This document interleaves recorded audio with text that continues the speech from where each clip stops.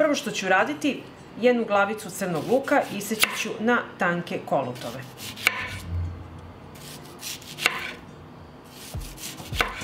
Isekla sam luk i sada će mi trebati 2 tegle u koje ću ređati začine.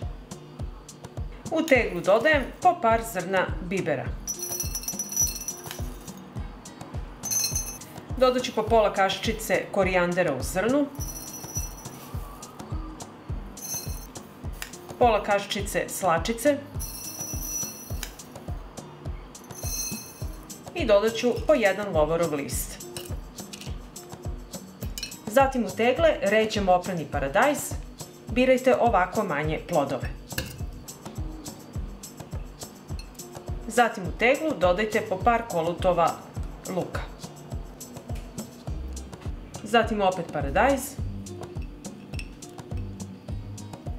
i opet malo luka stavite.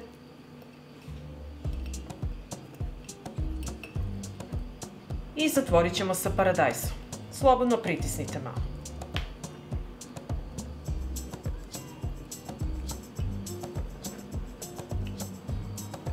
I tako ćemo napuniti i drugu teglu.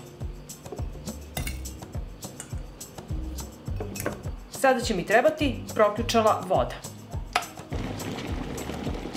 I proključalu vodu sipam u tegle.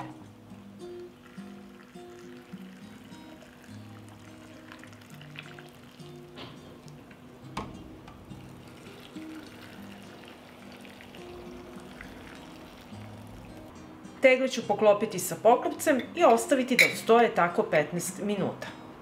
Evo, nakon 15 minuta stajanja, tečnost iz tegle sipat ću u jednu šerpu.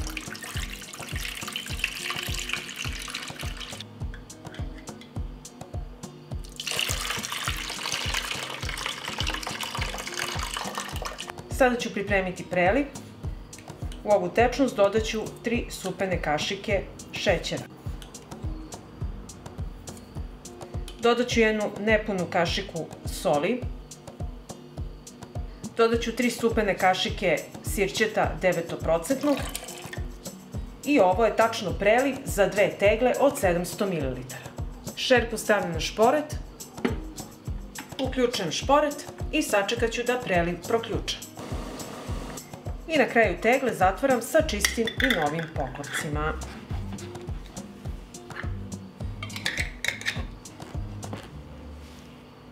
I na kraju tegle ostavite da se postepeno ohlade i nosite na tamno i hladno mesto da čekaju zimu. Pa ako vam se dopada ovaj moj recept, vi naravno lajkujte, prijavite se na moj kanal i ostavite mi komentar. Prijatno!